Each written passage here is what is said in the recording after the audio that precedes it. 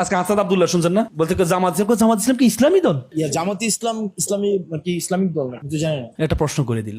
এটা আন্দোলন যখন করছে সব প্রোটেকশন দিয়েছে তারা, সর্বশেষ পর্যন্ত যখন এই বিএনপি ঝামেলা করে তখন প্রোটেকশন দিয়েছে, আর এখন বলে জামাত ইসলাম কি ইসলামী দল, মানে বেঁচে গেলে সব শেষ। তার মানে কি? এই ধুকাই দেওয়া হয়েছে। করো তোমরা এই কাজগুলো করো, তোমরা এগুলো করো। তোমরা এই হুজুরদের মধ্যে মানুষের মধ্যে ধারণা দিয়ে দাও এটা না। মানুষের মধ্যে তোমরা আমাদের ভারতীয় মহাদেশের সেরা এই মঙ্গল সম্রাট ছিল জাহাঙ্গীর, সম্রাট জাহাঙ্গীরের কাছে একজন হিন্দু মহিলা আসলেন।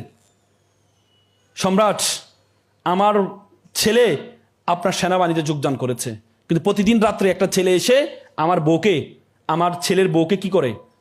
দর্শন করে। আপনি এটার বিচার করবেন।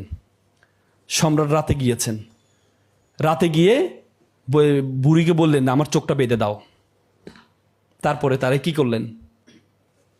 হত্যা করলেন। হত্যা করার পর চোখটা খোলার পরে মুখটা দেখলেন, এরপর আমাকে একটু পানি দাও, পানি খেলেন। তখন মহিলা বলল আপনি এটা কেন করলেন?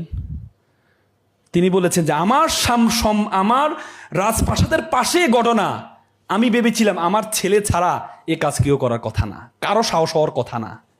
এই জন্য আমি চোখ বেঁধেছিলাম। আমি যখন আমার ছেলেকে মারতে গিয়ে যদি আমি দেখি এটা আমার ছেলে, তাহলে আমি নাও মারতে পারি। এই জন্য আমি চোখটা কি বেঁধে নিয়েছিলাম।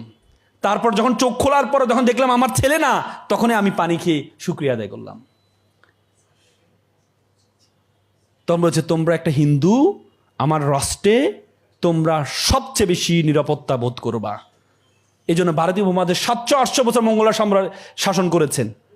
কয়জন হিন্দু থেকে জোর করে মুসলমান বানাইছেন। আর আমরা আজকে হিন্দুদেরকে নিয়ে একটা কথা বললে বলে যাও মা এ তো শেষ, ইসলাম থেকে খারিজ হয়ে গেছে, ইসলাম থেকে খারিজ হয়ে গেছে। আল্লাহ রাসূলের একজন খেদমতকারী ছিলেন ইহুদি। বাচ্চারা যখন অসুস্থ হয়ে মারা যাচ্ছিলেন, আল্লাহ রাসূল গিয়েছেন তাকে দেখতে। তখন আল্লাহ রাসূল তাকে অনুরোধ করলেন যে বাবা তুমি পারলে ইসলামটা গ্রহণ করে নাও। শেষ সময় তখন ছেলেটা বাবার দিকে তাকাইলো। বাবা বলছে মোহাম্মদ যেটা আছে সেটা করো। পরে ইসলাম গ্রহণ করেছেন, মারা গিয়েছেন। তার মানে আল্লাহ রাসূল তো জোর করেন নাই। আজকে যদি কোনো আলেম যদি একজন ইহুদি বা কাউকে এভাবে রাখে, আপনি কি বলবেন? হয়তো ইসলাম থেকে খারিজ হয়ে গেছে, কাফের হয়ে গেছে। মানে একটা শব্দ মুখ থেকে বের করলে কাফের বানা দিচ্ছি। তাহলে মনে রাখতে হবে আরেকজন হাসিনা আমাদের জন্য আসবে। পারবেন তো? হ্যাঁ, অনেক কথা বলেছে, অনেক কথা বলার প্ল্যান ছিল। হ্যাঁ, কিন্তু আসলে সময়ের স্বল্পতা। আপনাদের সভাপতি কথা বলবেন। হ্যাঁ, আমার অনেক প্ল্যান ছিল, অনেক কথা বলবো আপনাদের সাথে। হ্যাঁ, কিন্তু সেটা আর বললাম না। আরেকদিন ইনশাল্লাহ আপনাদের সাথে দেখা হলে আরও কথা বলবো ইনশাল্লাহ। সকালে